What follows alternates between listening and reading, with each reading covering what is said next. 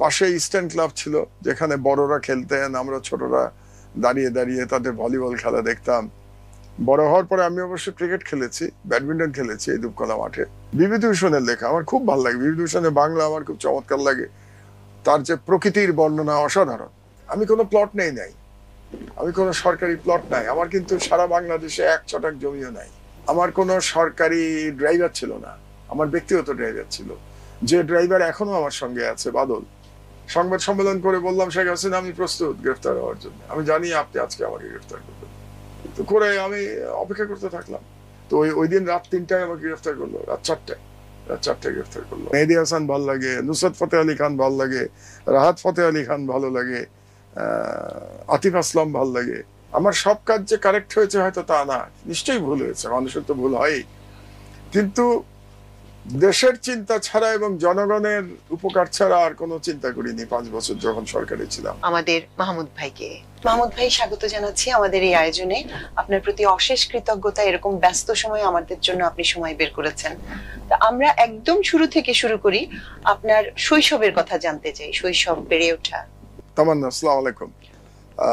দর্শক শ্রোতা, আপনাদেরকে ঈদের শুভেচ্ছা, আসসালামু আলাইকুম। শৈশবের কথা বলতে গেলে মানুষ তো উদাস হয়ে যায়, কারণ নস্টালজিক হয়ে যাওয়াই তো আমাদের এই বয়সে আমাদের শুধু পিছনেই ফিরে তাকাতে হয়। আমার জন্ম হয়েছিল পুরনো ঢাকায়, গ্যান্ডেরিয়াতে। যদিও পৈতৃক সূত্রে আমার গ্রামের বাড়ি বলতে হয় কুমিল্লা, কিন্তু কুমিল্লার সাথে আমার যোগাযোগ খুব একটা হয়ে ওঠেনি। জন্মেছিলাম গ্যান্ডেরিয়াতে, আমার নানার বাড়িতে। নানার বাড়ি বলাটা বোধহয় ঠিক হচ্ছে না পুরোপুরি, কারণ এটা ওনার নিজের বাড়ি ছিল না, ভাড়া বাড়ি ছিল। উনি একজন মধ্যবিত্ত মানুষ ছিলেন, একটা প্রাইভেট কোম্পানিতে চিফ অ্যাকাউন্টেন্টের চাকরি করতেন। তো সেখানেই আমার বেড়ে ওঠা। বাল্যকালে নানা নানির প্রচুর স্নেহ পেয়েছি। বাড়িতে আমি সবার ছোট ছিলাম, পরিবার ছোট ছিল, নানা বাড়িতে পরিবার। আমার এক মামা আর এক খালা ছিলেন। আমার মাও তখন ছাত্রী, পড়াশোনা করতেন, তখনও কলেজে পড়েন। যখন আমি জন্মেছি তখন স্কুলে পড়েন, ইনফ্যাক্ট ম্যাট্রিক পাস করেছেন আমার জন্মানোর পরে। তো আমার বেড়ে ওঠা আর আমার মা, খালা, মামার লেখাপড়া সব একসাথে। তো এখনো মনে পড়ে সেই গ্যান্ডেরিয়ার কথা। গ্যান্ডেরিয়াতে ধূপকলা মাঠের পাশে আমাদের বাসা ছিল, একটা দোতলা বাড়ির দোতলায় থাকতাম আমরা। সেই বাসার সামনে ধূপকলা মাঠ ছিল। সেই ধূপকলা মাঠ, এখন যারা ধূপকলা মাঠ দেখেন তারা চিন্তাও করতে পারবেন না যে কি আদিগন্ত মাঠ ছিল। আমাদের সেই শৈশবে মনে হতো এই মাঠে পার হয়তো যাবে না। আমরা মাঠের পূব দিকে থাকতাম, পশ্চিম দিকে বিরাট গাছ ছিল, সব বড় বড় গাছ, গাছ ছমছম করতো হাঁটতে গেলে। আর খেলার মাঠ ছিল, বিশাল খেলার মাঠ। কোনো স্থাপনা তখনও নির্মিত হয়নি, এখন তো সব টুকরো টুকরো করে এটাকে যে কি করা হয়েছে, মনে হয় একটা কংক্রিট জঙ্গল। পাশে ইস্টার্ন ক্লাব ছিল, যেখানে বড়রা খেলতেন, আমরা ছোটরা দাঁড়িয়ে দাঁড়িয়ে তাদের ভলিবল খেলা দেখতাম। বড় হওয়ার পরে আমি অবশ্য ক্রিকেট খেলেছি, ব্যাডমিন্টন খেলেছি এই দুপকলা মাঠে, ফুটবল খেলেছি। ফুটবল খুব ভালো খেলতে পারতাম না, ক্রিকেট মোটামুটি খেলতে পারতাম, ব্যাডমিন্টনও মোটামুটি খেলতাম, ভলিবল খেলা হয়নি কখনো। আমার লেখাপড়া গ্যান্ড্রিয়া স্কুলে ম্যাট্রিক পাস করেছি স্কুলে, ওখান থেকে, এই স্কুল থেকেই। সেই স্কুলের কথা এখনো মনে পড়ে, আমার বন্ধু বান্ধবদের কথা এবং সেই সব স্মৃতি। আমার মনে হয় যে যেমন হয় আর কি, মধ্যবিত্ত পরিবারে যেমন থাকে সেরকমই আমার জীবন ছিল, সেরকমই আমার বেড়ে ওঠা 50-এর আর 60-এর দশকে, প্রধানত 60-এর দশকে। 50-এর দশকেরটা তো আমার মনে নাই, 60-এর দশকেরটা মনে আছে। নিহাতি ছোট ছিলেন ওই সময়, 50-এর দশকে। আমরা আসলে এবার আমাদের যে ঈদ সংখ্যাটি প্রকাশিত হলো আমার দেশে, সেখানে আপনার একটা চমৎকার লেখা আছে, স্মৃতিচারণ আছে শৈশবের ঈদ নিয়ে। কিছু ঘটনা আছে একেবারে মন ছুঁয়ে যাওয়া। পড়েছি বটে, তারপরও আপনার মুখ থেকে একটু শুনতে চাই, সেই সেহেরি করা ঈদের দিন। হ্যাঁ, মানে আমি লেখাটা তো হঠাৎ করে লেখা, কারণ পাঠকরা জানেন যে আমি সিরিয়াস লেখালেখি করি, এইসব জীবন চরিত্র রচনা আমার ঠিক আসে না। কিছুটা চেষ্টা করেছিলাম আমার জেল থেকে জেলে বইতে, তো এবার ঈদ সংখ্যায় আমার সহকর্মীরা আবদাল আহমেদ, জাহিদ চৌধুরী এরা খুব জোর করে ধরলো আলফাজ যেন আমি একটা লেখা দেই। তো আমার মনে হলো তাহলে আমার সেই শৈশবের একটা ঈদের গল্পই বলি। আমাদের সময় সেহরি খাওয়াটা ছিল, আসলে যে বয়সের কথা আমি লিখেছি ওই বয়সে সেহরি খেতে উঠতাম না। তখন আমার বয়স, যে গল্পটা লিখেছি 61 সালের কথা, আমার বয়স 8 বছর, তখন ক্লাস 3-তে পড়তাম। তো সেহরি খেতে তো মাঝে মাঝে উঠতাম পরোটা খাওয়ার লোভে। পরোটা খাওয়ার লোভ মানে হলো, আমার নানা বেশ খাদ্য রসিক ছিলেন, মানে ওনার অনেক টাকা পয়সা ছিল না কিন্তু খেতে টেতে পছন্দ করতেন। তো উনি খুব ঘিয়ে ভাজা পরোটা খেতে পছন্দ করতেন এবং ওনার সেহরির মেনু ছিল প্রতিদিন পরোটা খাওয়া। প্রতিদিন পরোটা খেতেন, তারপরে ভাত টাত খেতেন আর কি, অল্প ভাত খেতেন, পরোটাটাই খেতেন। তো আমার নানিকে উঠতে হতো প্রতি সকাল, সেই ভোরবেলা উঠে আগে তার স্বামীর জন্য পরোটা বানাতে হতো। তো সেই পরোটা খাওয়ার লোভে আমি মাঝে মাঝে সেহরিতে উঠতাম, উঠে গরম গরম পরোটা খেতাম এবং পরোটা খাওয়ার লোভ আমার এখনো আছে। আমি খুব ঘিয়ে ভাজা পরোটা খেতে পছন্দ করি, এখনো খাই। এটা ওই বাল্যকালে এই অভ্যাস তৈরি হয়েছে। আর ঈদের দিনের যে গল্প আমি করেছিলাম সেটা হলো যে ঈদের দিনটা আমরা কিভাবে কাটাতাম সেই সময়। তো সকালবেলা নামাজ পড়তে যেতাম, নামাজ পড়া হতো ধূপকলা মাঠে, বিশাল মাঠ, সেই মাঠে নানার হাত ধরে যেতাম। তারপরে নামাজ পড়াতেন এক ইমাম সাহেব, মনে আছে, অসম্ভব সুন্দর গলা ছিল তার, খুব সুরেলা ছিলেন সেই ইমাম সাহেব। শুনেছিলাম তিনি নাকি নারিন্দার শাহ সাহেবের আত্মীয়, কিন্তু কি আত্মীয়, কি নাম, সেগুলো এখন আর মনে নাই। তো ঈদের দিনে আমরা তখন ঈদ করে তারপরে কোলাকুলি করতাম, কোলাকুলি করে ওখানে সালাম করতাম যারা বয়সে বড় তাদেরকে ঈদগাতেই। তারপরে বাসায় ফিরে আর এক প্রস্থ সালাম করা হতো। তখন অবশ্য সালামের আর একটা কারণ থাকতো, ঈদি পাওয়ার জন্য। তো সবার কাছ থেকে ঈদি পেতাম, কিন্তু ঈদের পুরো টাকা ভাগ্যে জুটতো না, কারণ ক্যাশ পয়সা দেয়া তখন কিন্তু সমাজে বারণ ছিল। বলা হতো যে বাচ্চাদের নগদ টাকা পয়সা থাকলে বাচ্চারা নষ্ট হয়ে যায়, এরকম একটা মানে সংস্কার ছিল, কালচার এরকম ছিল, সংস্কৃতি। তো টাকা পয়সা মাই নিয়ে যেত বেশিরভাগ, কিছু হয়তো পেতাম ঈদের দিনের জন্য, হয়তো সেটাও খুবই সামান্য। মানে ঈদি টিদি পেলে ওই সময় সবার কাছ থেকে মিলে টিলে 10-20 টাকা তো ঈদি জুটে যেত। 61 সালে 10-20 টাকা একেবারে অনেক টাকা, কিন্তু আমার ভাগে জুটতো 4 আনা, কি ম্যাক্সিমাম 8 আনা, ওটা শুধু দেওয়া হতো ঈদের দিন। তো বন্ধু বান্ধব নিয়ে বেরোতাম দোকানে, হয়তো বাচ্চারা যা খায়, মুড়ি বিস্কিট, মুড়ি বিস্কিট খেতে খুব ভালো লাগতো, মুড়ি বিস্কিট খেতাম। তারপরে বন্ধুদের বাড়িতে যেতাম, তাদের বাড়িতে খাওয়া দাওয়া হতো। তখন সমাজটা অন্যরকম ছিল, কারণ গ্যান্ডারিয়াটা একটা পাড়ার মতো ছিল, মহল্লা, যেখানে সবাই সবাইকে চিনতো। তো আমাদেরকেও সবাই চিনতো, খুব স্নেহ করতো সবাই, ওই দূরত্বটা ছিল না আর কি, এখনকার মতো না। যেমন এখন আমি যে বাড়িতে থাকি গুলশানে, আমি সব ফ্ল্যাটের মানুষকে চিনি না, এত বছর হয়ে গেছে চিনি না, আমি অনেককে চিনি না। তারপর 6 বছর নির্বাসনে ছিলাম, ফিরে এসে দেখছি কাউকেই প্রায় চিনি না, অথচ তখন পাড়ায় সবাই সবাইকে চিনতো। তো ঈদের দিনটা এইভাবে কেটে যেত। তো এবং তখনকার ঈদের আর একটা বৈশিষ্ট্য ছিল, খাওয়া দাওয়া খুব সামান্য থাকতো, অন্তত আমাদের বাড়িতে, যেহেতু আমাদের তেমন টাকা পয়সা ছিল না, মধ্যবিত্ত পরিবার, নানার একার রোজগার, সবাই পড়াশোনা করি আমরা। তো 3টা মেনু থাকতো আমার মনে আছে, পোলাও, কোরমা আর একটা খাসি মাংসের রেজালা অথবা গরু মাংসের ভোনা, খাসি অথবা গরু, এই তিন পদই থাকতো। আর মিষ্টির মধ্যে আমি জর্দা খেতে খুব পছন্দ করি, এখনো করি। তো জর্দা রাঁধতেন আমার নানি, আর তার সাথে সেমাই। আমার নানি ভালো রাঁধুনি ছিলেন, ভেরি গুড কুক, তো তার রান্না এখনো মিস করি। তো আমার মা আবার সেই তুলনায় অত ভালো রান্না করতে পারেন না। তো নানির রান্নাটাই মনে আছে শৈশবে, উনি রান্না করতেন, খুব কষ্ট করতেন তখনকার মহিলারা, উদয়াস্ত পরিশ্রম করতেন। নানির কথা মনে আছে, সারাদিন পরিশ্রম করতেন, খেতেন সবার শেষে সব থেকে কম, সবার খাওয়ার পরে যেটা বেঁচে থাকতো সেটা দিয়ে খেতে হতো। এবং তার জন্য খুব একটা যে প্রশংসা পেতেন ব্যাপারটা ওরকম ছিল না, সমাজ ওরকম ছিল না তখনও। আমার নানাও যথেষ্ট মেল শোভিনিস্ট ছিলেন, খুব যে প্রশংসা করেছেন মনে পড়ে না। তো 2-একটা ঘটনা মনে পড়ে, যেমন মাঝে মধ্যে কোনো ঈদে হয়তো পোলাওটা ভালো হতো না, মানে পোলাওটা হয় শক্ত হয়ে যেত, না হলে নরম হয়ে যেত। তো তখন নানা খুব রাগ করতেন, নানি যে এত পরিশ্রম করতো সেটা মনে না রেখে বরং পোলাও কেন ভালো হলো না এটা নিয়ে রাগারাগি বেশি করতেন। তো নানির একটা রিপ্লাই থাকতো সব সময়, এটা আমার খুব মনে পড়ে, হাসিও পায়। উনি বলতেন চালটা এবার ভালো ছিল না, মানে আর কি বলবেন, উনি বলতেন এবারে চালটা ভালো ছিল না। তবে চাল ভালো খারাপ আমি বুঝি না, আমি রাঁধতে জানি না। ওই নতুন চাল আর পুরনো চালের বোধহয় একটা ব্যাপার স্যাপার আছে।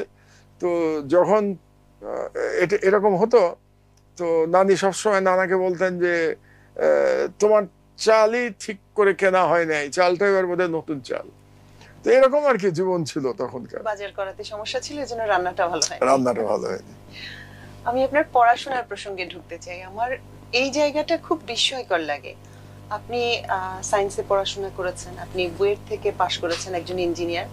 তারপরে আপনি ঢাকা ইউনিভার্সিটি থেকে এমবিএ করেছেন এবং তারপরে আপনি ইতিহাসে পিএইচডি করেছেন। এবং এই সময়টা, আমি তো পরপর 3 লাইনে 3টা কথা বলে গেলাম, এই সময়টা আপনার জীবনের শুরু থেকে এই এখন পর্যন্ত একটা পরিস্থিতি, 2 বছর আগ পর্যন্ত দীর্ঘ সময়। বৈচিত্র্য কেন, মানে দীর্ঘ সময় পড়াশোনার সাথে এবং বৈচিত্র্যপূর্ণ পড়াশোনা? হয়তো আমি খুব ভালো ছাত্র নই, এই জন্যে। আমি যদি ভালো ছাত্র হতাম তাহলে হয়তো যে কোনো একটা সাবজেক্টে আমি বিশাল ব্যুৎপত্তি অর্জন করতাম, খুব নাম হতো আমার। আমি হয়তো মিডিওকার ছাত্র, এই জন্যে কোনো জায়গাতে আমি খুব ভালো করতে পারিনি। সব জায়গায় পড়েছি, ইঞ্জিনিয়ারিং পড়েছি, পাশ করেছি, ইঞ্জিনিয়ার হয়েছি, মনে হয়েছে না, হলো না, মন ভরলো না, যেরকম হতে চেয়েছিলাম হওয়া হলো না। আবার গেছি কমার্স পড়তে, মানে আইবিএতে গেছি, এমবিএ করেছি। এমবিএ করার পরে অবশ্য দীর্ঘদিন না, মাঝখানে আরেকটি পড়াশোনা ছিল, মাঝখানে সিরামিক ইঞ্জিনিয়ারিং করেছি আমি জাপানে, ওটা আবার বিদেশে, ওটা একটা স্কলারশিপ ছিল। তো সিরামিক পড়ার কারণ অবশ্য অন্য, কারণ তখন আমি চাকরি করি সিরামিক কোম্পানিতে, কাজে ওই নলেজটার খুব প্রয়োজন ছিল আমার কাজের খাতিরে। তো এই জন্য একটা স্কলারশিপ পেয়ে গেলাম, কমনওয়েলথ স্কলারশিপ, ওটা পেয়ে জাপানে গেলাম সিরামিক পড়তে, 1 বছর পড়েছি ওখানে। তারপরে ফিরে এসে আবার এমবিএ পড়েছি, এমবিএ শেষ করেছি। তারপরে দীর্ঘদিন এই লেখাপড়ার মধ্যে ছিলাম। কিন্তু যখন আমি লেখক হলাম, লেখক এখনো হয়েছি কিনা জানি না, মানে লেখালেখি শুরু করলাম বলাটা বোধহয় বেটার। যখন আমি লেখালেখি শুরু করলাম, তারপরে আমি খুব ইতিহাস, ইন্টারন্যাশনাল রিলেশনস এবং হিস্ট্রি, এই 3টা বিষয়, আর পলিটিক্যাল সায়েন্স, এই 4টে নিয়ে আমি বেশ কিছু পড়াশোনা করেছি, মানে অন্য পণ্ডিতদের বই পড়েছি। তো পড়তে পড়তে এবার যখন বিদেশে নির্বাসনে পাঠিয়ে দিল শেখ হাসিনা, আমাকে নির্বাসনে যেতে বাধ্য করলো, তখন আমার একটা সুযোগ আসলো আবার এই বয়সে গিয়ে ইতিহাস এবং সভ্যতা পড়ার, হিস্ট্রি অ্যান্ড সিভিলাইজেশন। তো আমি ভাবলাম যে এই যে গত প্রায় 15 বছর 16 বছরের যে লেখালেখির জীবন, এই জীবনটা বোধহয় আরেকটু পূর্ণ করা যায় যদি আমি এই সাবজেক্টটায় পড়ি। এটার আরেকটা একটু ব্যাকগ্রাউন্ড আছে। আমি যখন জেলে ছিলাম, দ্বিতীয়বার জেলে, তখন আমি একটা বই লিখেছিলাম, the political history of Muslim Bengal, ইতিহাসের বই। তো ইতিহাসের বই লিখলাম। তো লেখার পরে ওখানে প্রচুর ইতিহাসের বই আমার রেফারেন্স হিসেবে লেগেছিল। তো এখানে আমি একটু আমার স্ত্রীর প্রতি কৃতজ্ঞতা জানাই। সে আমাকে সব ম্যাটেরিয়ালগুলো সাপ্লাই করতো। সপ্তাহে একদিন আমার মা বা স্ত্রী দেখা করতে পারতেন আমার সঙ্গে জেলখানায়। তো তখন আমি প্রত্যেক সপ্তাহের আমার তালিকা লিখে দিতাম যে এই এই রেফারেন্স লাগবে। তো সেই রেফারেন্সগুলো সাপ্লাই করতো আমাকে। তো এটা করতে করতে একসময় আমার বইটা লেখা হয়ে গেল, the political history of Muslim Bengal. তো এই বইটার প্রকাশনা উৎসব হয়েছিল মালয়েশিয়াতে, ইসলামিক ইউনিভার্সিটিতে। তো প্রকাশনা উৎসবে যিনি ভিসি ইউনিভার্সিটি, উনি উপস্থিত ছিলেন। তো এই বইটা পড়ে ওনার খুব ভালো লেগেছিল বইটা পড়ে। তো উনি তখন আমাকে বললেন, মিস্টার রহমান, আপনি তো ইঞ্জিনিয়ার অ্যান্ড এমবিএ, তো আপনি তো ইতিহাসের বই লিখেছেন এবং বইটা আমাদের কাছে এতটাই ভালো লেগেছে যে এই বইয়ের জন্য আপনাকে একটা ডক্টরেট আমরা দিতে পারতাম, কিন্তু যেহেতু বইটা প্রকাশিত হয়ে গেছে, কাজে এখন আপনাকে ডক্টরেট আমরা দিতে পারছি না। তো আপনি আবার আমাদের সাথে একটা ডক্টরেট কোর্স করেন না কেন? তো প্রথমে ভেবেছিলাম এই বুড়ো বয়সে, ওই যে একটা কথা আছে না, শিং ভেঙে বাছুরের দলে, তো এই বয়সে শিং ভেঙে বাছুরের দলে যাব, আমার ছেলে মেয়ের বয়সীরা ছাত্রছাত্রী। তারপরে ভাবলাম মন্দ কি, সময়টা কেটে যাবে, নির্বাসনের সময় কাটাটা তো একটা প্রবলেম। তো ভাবলাম পড়াশোনা করলে হয়তো সময়টা কাটবে। তো চ্যালেঞ্জটা নিয়ে নিলাম, নিয়ে ভর্তি হয়ে গেলাম। ক্লাসও করেছি এই বাচ্চাদের সাথে সাথে, আমার ছেলে মেয়েদের সাথে সাথে ক্লাস করেছি, হ্যাঁ, ক্লাস করেছি, 2-3টে ক্লাস করতে হয়েছিল। তার মধ্যে ইংরেজি ক্লাসটা খুব মজার ছিল। আমাকে বললো যে তোমাকে ইংরেজি ক্লাস করতে হবে, কারণ ওই যে ইংরেজি কি একটা পরীক্ষা দিতে হয় বিদেশে পড়াশোনা করবার জন্য, IELTS। তো ওটা আমি দেইনি, দেওয়ার প্রয়োজন হয়নি, কখনো দেইনি। তাই বলে হ্যাঁ ওটা আমার দেয়া নাই, কিন্তু আমার তো ইংরেজিতে লেখা বই আছে, এবং এই বইটা তো ছাপা হয়েছে লন্ডন থেকে। তো লন্ডন যদি আমার বই ছাপতে পেরে থাকে, তার মানে কিছু ইংরেজি তো আমি জানি। বললো না, আমাদের এখানে সিস্টেম ইংরেজি, তুমি যেহেতু এটা করোনি, তোমার একটা ইংরেজি কোর্স করতে হবে। তো গেলাম, আমি আবার এগুলো কিছু গায়ে মাখি না, আমি সব মানিয়ে নিতে পারি। গেলাম ইংরেজি কোর্স করতে, কিন্তু মজার ব্যাপারটা ওখানে 3-4 দিন ক্লাস করবার পরে টিচার খুব বিব্রত বোধ করতে লাগলো, এবং আমাকে বললো, মিস্টার রহমান, তোমাকে আর ক্লাসে আসতে হবে না, তো তুমি আর ক্লাস করো না, কোর্স শেষ হলে একটা ভাইভা দিয়ে দিও, তাহলেই তোমার কোর্স কমপ্লিট হবে। তো আমাকে আর ক্লাস করতে হয়নি। তো তখন একেবারে আমার ছেলে মেয়েদের বয়সীদের সাথে আমি ক্লাস করেছি, আই ডিডন্ট মাইন্ড, ওদের সাথে বেশ বন্ধুত্ব, গল্প করেছি, একসাথে চা খেয়েছি ক্যান্টিনে। তো যাই হোক, তারপরে পিএইচডিটা হয়ে গেল। আমি চিন্তায় ছিলাম যে এই বয়সে পারবো কিনা এত ধৈর্য, এত বই পড়া, এত রিসার্চ করা, এগুলো লেখা। কিন্তু পড়াশোনাটা আমার কাছে কি জানেন, এটা হচ্ছে আমার কাছে মনে হয় যে এটা নেভার এন্ডিং প্রসেস। যতদিন চোখ দুটো ঠিক থাকে, মানে চোখ লাগবে, তো চোখ না থাকলে তো পড়তে পারবো না। আমার অবশ্য ক্যাটারাক্ট অপারেশন হয়েছে টার্কিতে, তো বুড়ো বয়সের একটা ধাপ অতিক্রম করেছি, যে চোখের ছানিরও অপারেশন হয়ে গেছে। তো যতদিন চোখটা থাকে, যতদিন মাথা ঠিক থাকে, আমি মনে করি পড়াশোনার কোনো শেষ নাই, পড়ে যেতে ভালোই লাগে। তো এই যে বৈচিত্র্য আপনি যেটা বললেন, যে সায়েন্স, দেন কমার্স, দেন আর্টস, হিউম্যানিটিজ, 3 জায়গাতেই আমি আনন্দ পেয়েছি, সবচেয়ে মজার ব্যাপার। এবং তার মধ্যে বোধহয় সব থেকে বেশি আনন্দ পেয়েছি আমি এই সবচেয়ে বুড়ো বয়সে যেটা করলাম, পিএইচডি করার সময় সবচেয়ে বেশি আনন্দ পেয়েছি, কারণ এই পড়াশোনাটা আমার গত 15 বছরের কাজের সাথে খুব জড়িত ছিল। কারণ এই 15 বছর তো লেখালেখি করেছি পত্রিকায়, 15 বছর ধরে পলিটিক্স নিয়ে কথা বলেছি, বক্তৃতা দিয়েছি, লিখেছি, সুতরাং ভালোই লেগেছে। আমার মনে হয় এখনো যদি আবার সুযোগ পাই আমি, তো আরো পড়তে পারি, বলা যায় না, যদি আমার সেরকম কোনো সুযোগ আসে কিংবা ইচ্ছা হয়। এটা তো অবশ্যই নেভার এন্ডিং একটা প্রসেস, এবং আপনি প্রত্যেকটা ধাপ খুব সাফল্যের সঙ্গে পার করেছেন। শুধু ধাপটা পেরিয়ে এসেছেন তা না, যে যেটা আপনি পড়েছেন সেটা আপনার পরবর্তী কাজেও ব্যাপকভাবে সাহায্য করেছে। আপনার সাফল্যের অংশগুলো দেখে দেখে একটা একটা করে স্পষ্ট হয়ে যায় জিনিসটা। কাজে লেগেছে, আমি সাফল্য কিনা বলবো না, আমি বলবো কাজে লেগেছে। কারণ আমি সেরামিক পড়লাম, সেরামিক ইঞ্জিনিয়ারিং। তো আলহামদুলিল্লাহ বাংলাদেশের সবগুলো সেরামিক ইন্ডাস্ট্রি আমার হাতে তৈরি, সবগুলো। মনু সেরামিক, শাহিনপুকুর সেরামিক, এবং তারপর আমার নিজের একটা ছিল আর্টিজান সেরামিক, আমার হাতে তৈরি। বাংলাদেশে বনচায়নার প্রথম যে টেকনোলজি, এটা আমি এনেছি। সুতরাং যদি সেরামিক ইঞ্জিনিয়ারিং না পড়তাম, আমি কেমিক্যাল ইঞ্জিনিয়ার না হতাম, বুয়েটের ছাত্র না হতাম, তাহলে হয়তো আমি এই সেরামিকে এই কাজটা করতে পারতাম না। তারপরে এমবিএ পড়েছি, এমবিএ যদি না পড়তাম তাহলে আমি কোম্পানি চালাতে পারতাম না। মানে কোম্পানি চালাতে হলে তো শুধুমাত্র ইঞ্জিনিয়ারিং জানতে হয় না, ফাইন্যান্স জানতে হয়, মার্কেটিং জানতে হয়। তো এই যে আমার ঘাটতি যেটা ছিল, সেটা পূর্ণ হয়েছে আইবিএতে গিয়ে। তারপরে এই দুটো লেখাপড়ার কম্বিনেশনে আমার কাজে লেগেছে সরকারি কাজে। যখন বেগম খালেদা জিয়া আমাকে প্রাইভেট সেক্টর থেকে এনে উনি আমাকে বিনিয়োগ বোর্ডের চেয়ারম্যান বানালেন, তো ইন্ডাস্ট্রিয়ালাইজেশনের যে কাজটা আমি করতে পারলাম, এটা সহজ হয়েছিল যেহেতু আমার ব্যাকগ্রাউন্ড ইঞ্জিনিয়ারিং অ্যান্ড এমবিএ ছিল, আইবিএ ছিল, তো কাজে লেগেছে। আর এখন দেখছি যে যেহেতু পিএইচডি করলাম আমি হিস্ট্রি অ্যান্ড সিভিলাইজেশনে, তো এখন ইতিহাস নিয়ে কাজ করছি, বইপত্র লিখছি, আর্টিকেল লিখছি, আপনাদের পত্রিকাতেও প্রতি সপ্তাহে লিখছি। তো এগুলো লেখাতে কাজ দিচ্ছে। কাজে আমি সফলতা ব্যর্থতা বলতে পারবো না, কিন্তু বলবো যে আমার কোনো পড়াশোনাই অকাজে হয় নাই, সবগুলোই কাজে লেগেছে। একটা মজার কথা বলে শেষ করি এই আলোচনা। ইন্টারমিডিয়েট পড়ার পরে আমার আবার ছোটবেলা থেকে সাহিত্য পড়ার খুব নেশা ছিল। মানে স্কুল জীবনেই বোধহয় মোটামুটি বাংলা সাহিত্যের যারা দিকপাল তাদের সব বই আমার পড়া হয়ে গেছিল। এবং এদের মধ্যে গদ্যের আমার লেখার মধ্যেও বা আমার চিন্তা চেতনায় ছাপ ফেলেছে বিভূতিভূষণের লেখা। আমার খুব ভালো লাগে বিভূতিভূষণের বাংলা, আমার খুব চমৎকার লাগে, তার যে প্রকৃতির বর্ণনা অসাধারণ। তো আবার কবিতা পড়েছি, নজরুলের কবিতা পড়েছি, রবীন্দ্রনাথের কবিতা পড়েছি, জীবনানন্দ দাশের কবিতা পড়েছি, সুকান্তের কবিতা পড়েছি, শামসুর রহমানের কবিতা পড়েছি, আল মাহমুদের কবিতা পড়েছি। এগুলো অনেক কবিতা আমার মুখস্থ ছিল একসময়। তো এগুলো করতে করতে একসময় আমার মনে হলো আমি বাংলা পড়বো। তো ইন্টারমিডিয়েট পাস করার পরে যখন রেজাল্ট বেরোনোর পরে আমি মার কাছে গেলাম। কাকতালীয় ভাবে বা ঘটনাচক্রে আমার মা কিন্তু বাংলার প্রফেসর, উনি সারা জীবন মাস্টারি করেছেন বাংলাতে। তো মাকে বললাম যে আমি বাংলা পড়বো। তো মা ভীষণ রেগে গেলেন, রেগে গিয়ে ঝাড়ু নিয়ে আসার অবস্থা, বললেন যে বুয়েটে ভর্তি হও, আমি একা বাংলাতে সারা জীবন মাস্টারি করে আমাদের এই অর্থনৈতিক অবস্থা, কাজে ইঞ্জিনিয়ার হও।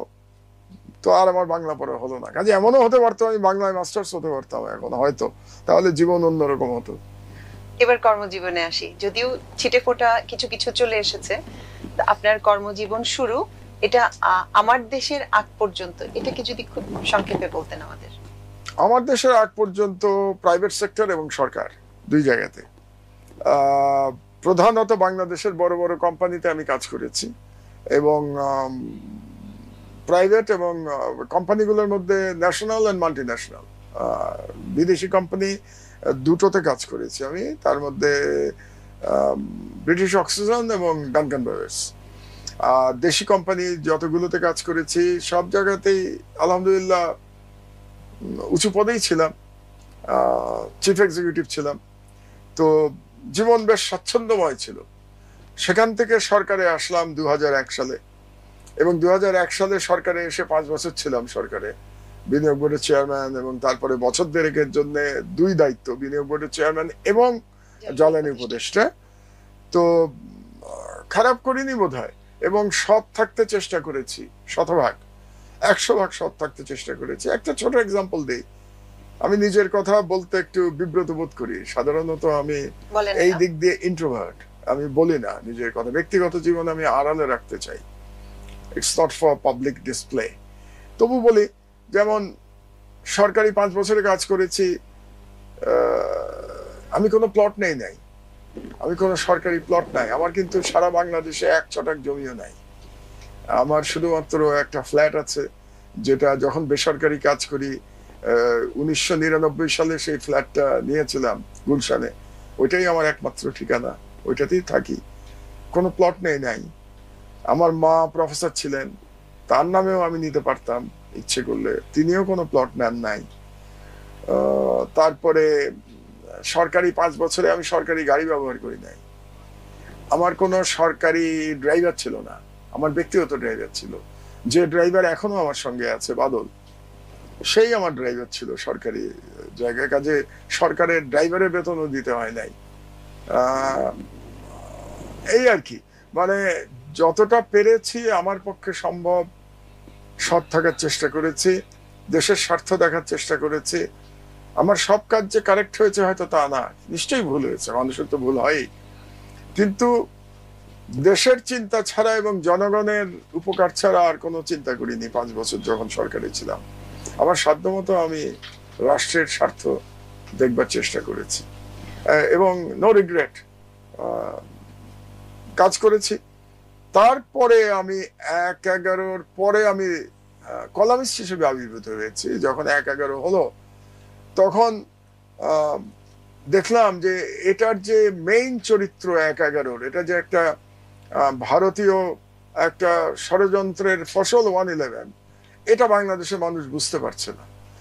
তারা ইনিশিয়ালি বেশ খুশিই হলো, কারণ এত বিএনপি সরকারের বিরুদ্ধে এত প্রপাগান্ডা চালানো হয়েছে 5 বছর ধরে আমাদের তথাকথিত সোশ্যাল মিডিয়ায়, যে জনগণের মধ্যে এক ধরনের বিতৃষ্ণা তৈরি করে দেওয়া হয়েছিল বিএনপি সরকারের উপরে। এই জন্য 1/11 মিলিটারি কু যখন হলো, তখন জনগণ প্রথম দিকে বেশ আনন্দিত।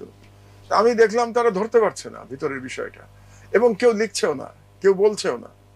তো আমি ঠিক করলাম আমিই লিখবো।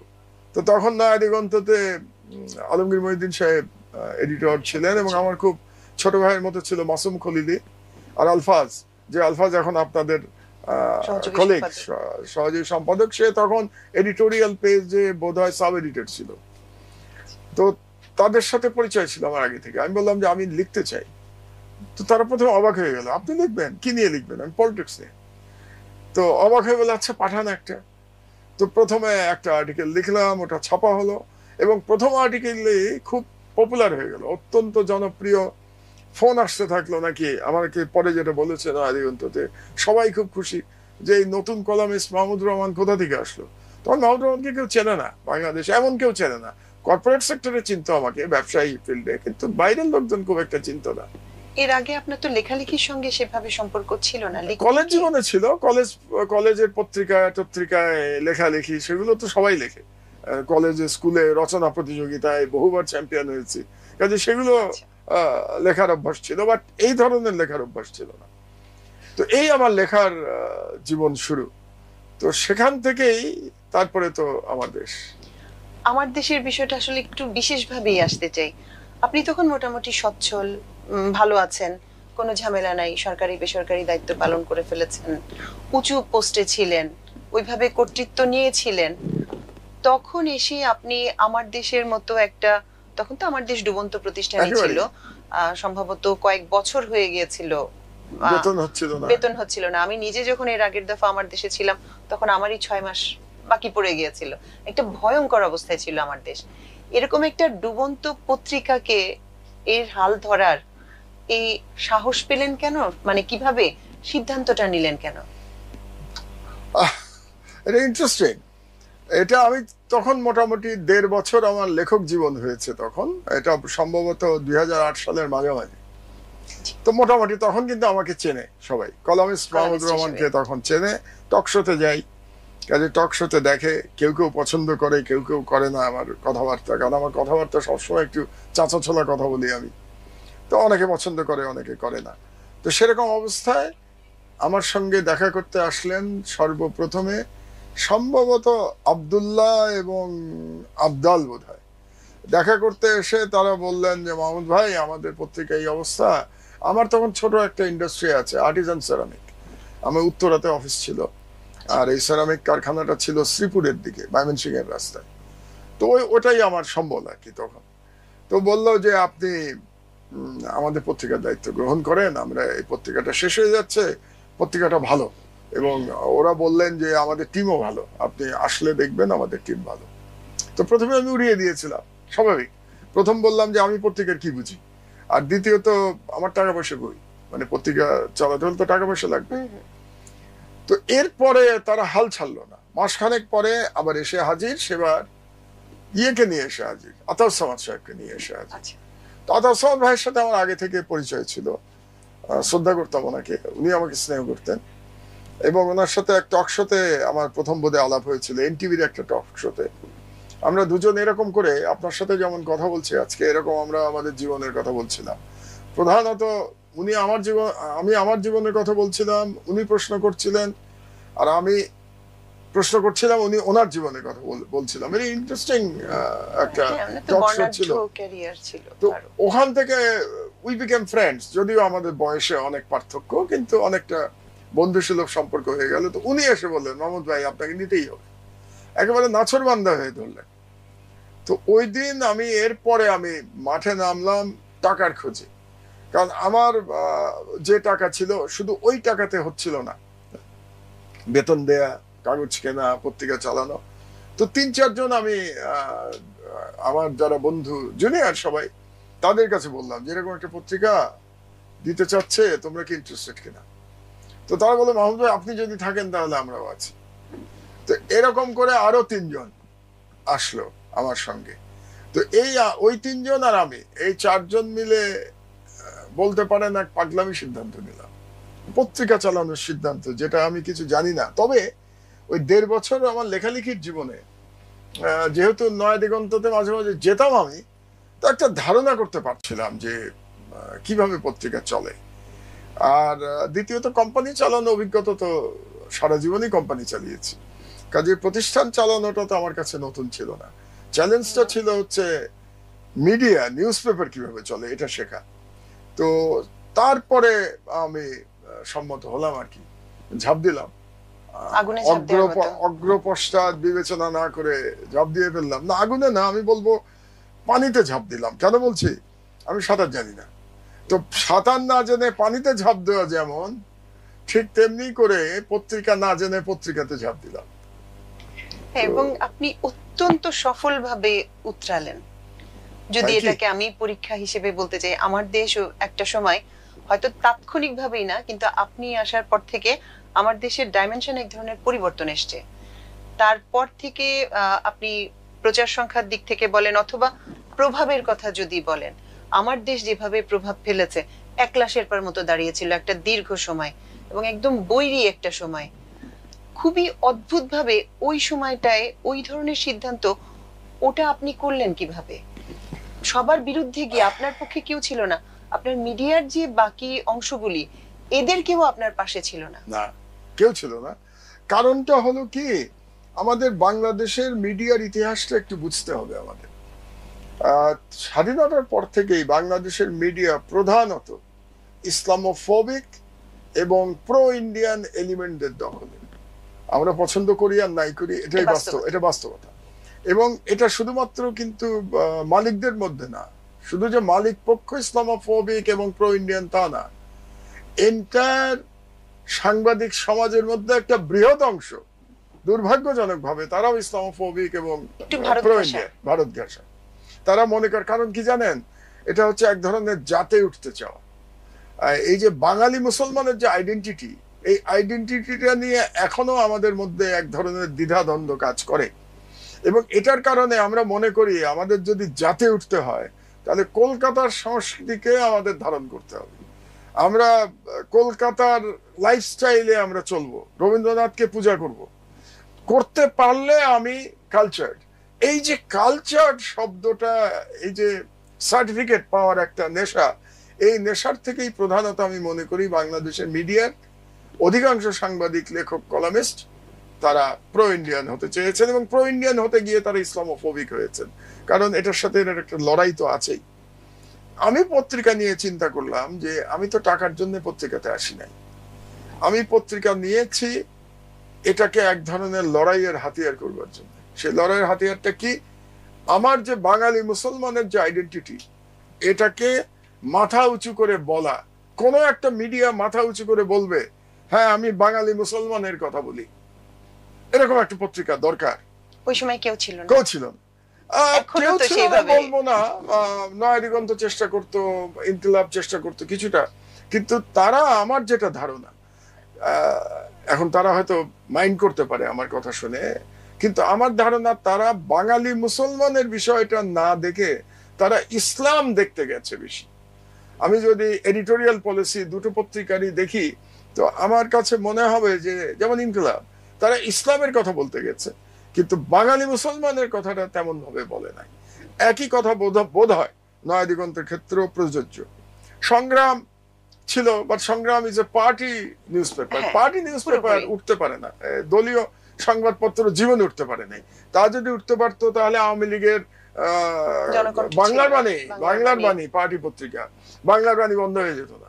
তো আওয়ামী লীগ পারে নাই তার পার্টি পত্রিকা রাখতে, তার মানে পার্টি পত্রিকা রাখা খুব মুশকিল। বিএনপিও পারে নাই, নয় দিনকাল কেউ পড়ে না। তো সংগ্রামেরও একই অবস্থা। সেখানে বাঙালি মুসলমানের যে সাংস্কৃতিক লড়াই, এই লড়াইয়ের ব্যাপারটা আমার দেশ পরিষ্কার করে বলতে পেরেছে, ন্যারেটিভটা তৈরি করতে পেরেছে আমার দেশ, এবং আমার ওটাই উদ্দেশ্য ছিল।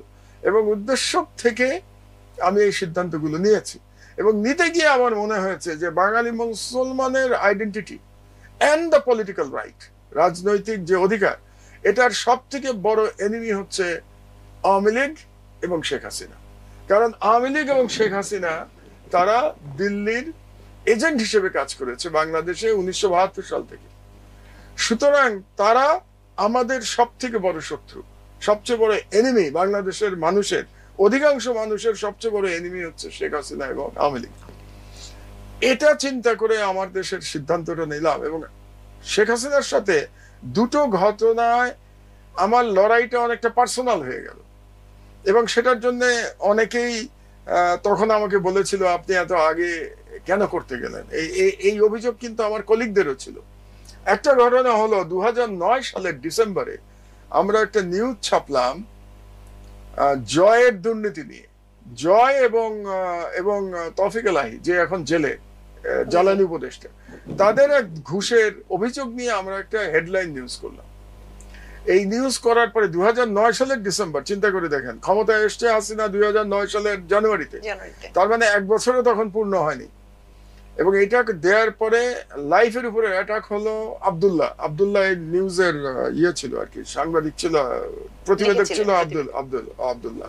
আর আমার উপরে, যেহেতু আমি সম্পাদক ছিলাম, আমার উপরে লাইফের উপরে অ্যাটাক হলো, আব্দুল্লাহর উপরে অ্যাটাক হলো ইয়েতে, ওই রাস্তাটা হচ্ছে এয়ারপোর্ট রোডে।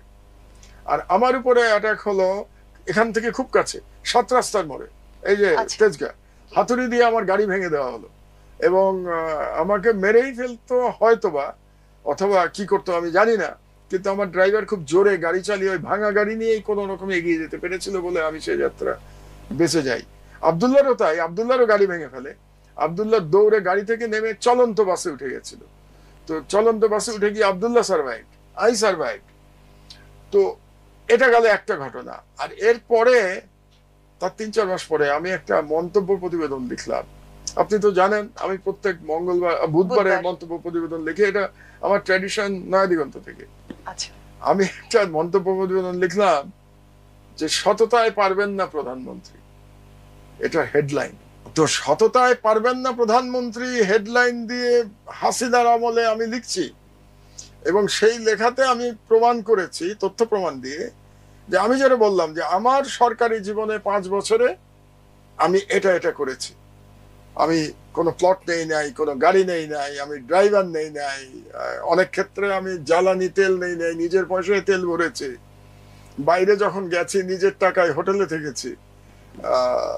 আর আপনার জীবন, মানে আমি শেখ হাসিনাকে বলছি আমার লেখায়, আপনার জীবনে পদে পদে দুর্নীতি, এটা বলে আমি তার লিস্ট দিয়ে দিলাম 1-11 সময় তার বিরুদ্ধে যে মামলাগুলো হয়েছিল, যে কত টাকা আপনি দুর্নীতি করেছেন। এই আর্টিকেল লেখার পরে তো বুঝতেই পারেন মৌচাকে ঢিল পড়ার অবস্থা, মানে পুরো সরকার আমার বিরুদ্ধে লেগে গেল। তো লেগে যাওয়ার পরে এটা পার্সোনাল লেভেলে চলে গেল। কাজেই এর পরবর্তী যে সময়টা, এই আর্টিকেল লিখলাম আমি 2010 সালে, 9 সালে তো ওই নিউজ বেরোলো, আর 10 সালে আর্টিকেল লিখলাম। 2010 থেকে আমি দেশ থেকে বেরোনো পর্যন্ত, মানে 2018 পর্যন্ত শেখ হাসিনার সাথে লড়াইটা ব্যক্তিগত পর্যায়ে চলে গেছিল আমার। যদিও শেখ হাসিনার তুলনায় আমি কিছুই না। শেখ হাসিনা বাংলাদেশের প্রধানমন্ত্রী, দীর্ঘ সময় প্রধানমন্ত্রী, লিগাল হোক আর ইলিগাল হোক, বহু বছর প্রধানমন্ত্রী, 20 বছরের উপরে প্রধানমন্ত্রী। শেখ হাসিনা শেখ মুজিবের কন্যা, শেখ হাসিনা এত বড় দলের সভানেত্রী, আর আমি সেই তুলনায় অতি সাধারণ একজন মানুষ, এক মধ্যবিত্ত পরিবারে জন্ম নেয়া এক অতি সাধারণ মানুষ, যার কোনো ধনবান নাম করা পিতা নাই, কিংবা কোনো দল নাই। আমি কোনো দলে তো আজ পর্যন্ত জয়েন করি নাই। আমি একজন, ওই যে আপনি বললেন না একাকী শেরপা, তো আমি তো একাকী লড়াই করেছি সারা জীবন। আপনার পিছনে দল ছিল না, মানে জনবলের যে শক্তি থাকে সেটা ছিল না, কারণ দল না থাকলে তো এককভাবে ওই শক্তিটা নাই। এবং ধনবল যেটা, সেই জিনিসটাও ছিল না। তাহলে আপনি 2009-এ একবার, 2010-এ একবার, এবং আপনি বুঝতে পারছিলেন যে পরিস্থিতিটা পুরোপুরি আপনার বিরুদ্ধে চলে গেছে। ওই জায়গায় দাঁড়িয়ে ওই স্ট্যান্ডেই আপনি থেকে গেলেন তারপরে। এবং শেখ হাসিনা আপনাকে কতটা ব্যক্তিগতভাবে নিয়েছেন, উনি ওনার ছেলেকে দিয়েও আপনার বিরুদ্ধে মামলা করিয়েছেন, যে মামলায় হাস্যকর মামলা, এবং যে মামলায় 7 বছর সাজা হয়েছিল।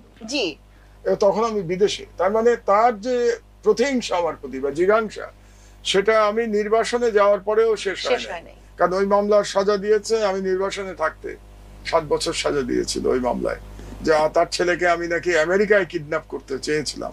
তো আমার এত ক্ষমতা তো আমি জানতাম না যে এখানে বসে আমি আমেরিকায় কিডন্যাপ করতে পারি। এরপরও আপনি আপনার যে নীতি, যে আদর্শ, ওই অবস্থানেই থেকে গেলেন এবং লড়াইটা চালিয়ে গেলেন। ওই সময় 2010-এ ওই নিবন্ধটি ছাপা হওয়ার পর আপনার কি মনে হয়নি আপনার সামনে আরো দুর্যোগ ঘনিয়ে আসছে? আমি জানতাম। আমি প্রতিদিন, আরে আমি তো, আপনি তো ছিলেন না আমার কোম্পানিতে, তো মানে আমার দেশে ছিলেন না তখন। তো আমার কলিগেরা দেখেছে আমার একটা ব্যাগ গোছানো থাকতো অফিসে, এবং ওই অফিসে এখন যেমন আমার সম্পাদকের অফিস দেখছেন, তখনও একটা সম্পাদকের অফিস ছিল, পাশে আমার ব্যাগ গোছানো থাকতো। আমি প্রতিদিন অপেক্ষা করতাম যে আজকেই আমাকে গ্রেফতার করবে। কাজে গ্রেফতার করার জন্য প্রস্তুতি নিয়েছিলাম আমি যতদিন বাংলাদেশে ছিলাম, প্রতিটা দিন। তার মধ্যে 5 বছর প্রায় জেলে ছিলাম।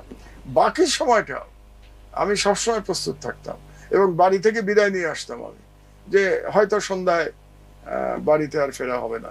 আমার মনে আছে যে যেদিন আমি প্রথম গ্রেফতার হলাম 1 জুন, তো সেদিন আমি সকালবেলা খবর পেলাম যে আমাকে গ্রেফতারের সকল আয়োজন সম্পন্ন হয়েছে 2010-এ। তো আমি আমার স্ত্রীও তখন অফিস করতেন আমার সাথে উত্তরাতে।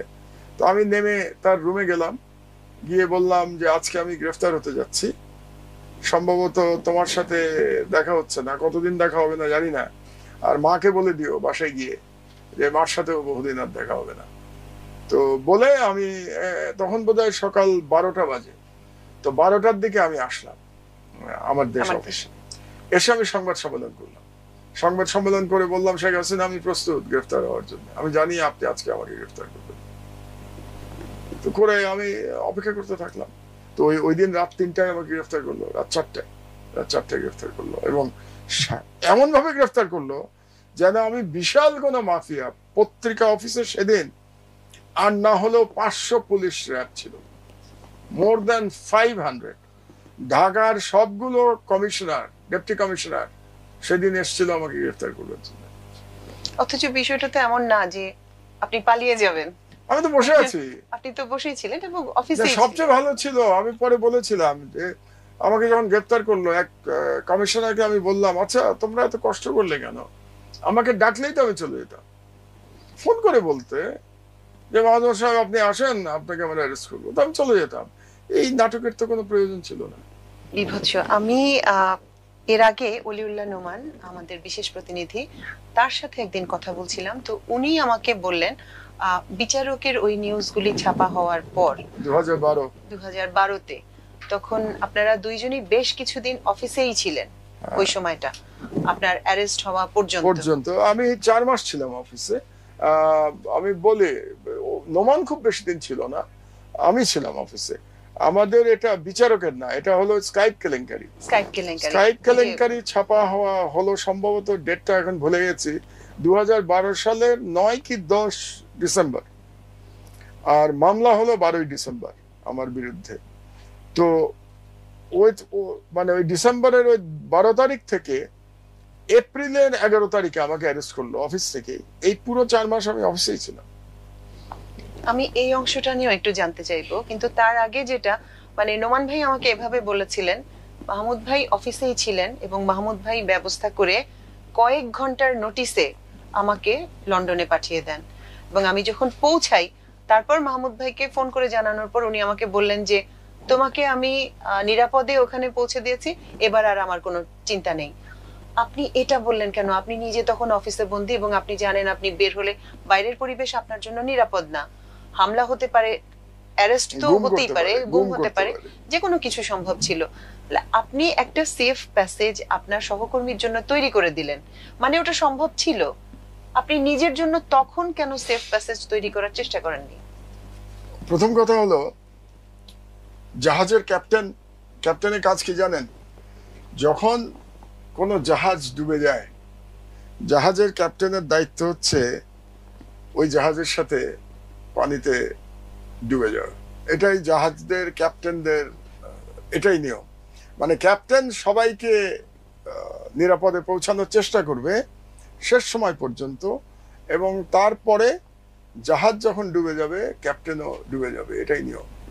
তো আমি এটা মানি যে যিনি ক্যাপ্টেন থাকবেন তার দায়িত্ব হচ্ছে তার সহকর্মী যারা থাকবেন প্রত্যেকের নিরাপত্তা নিশ্চিত করার পরে যদি সম্ভব হয় তিনি নিরাপদে যাবেন, আর না হলে নিয়তি যা হয় সেটাই হবে।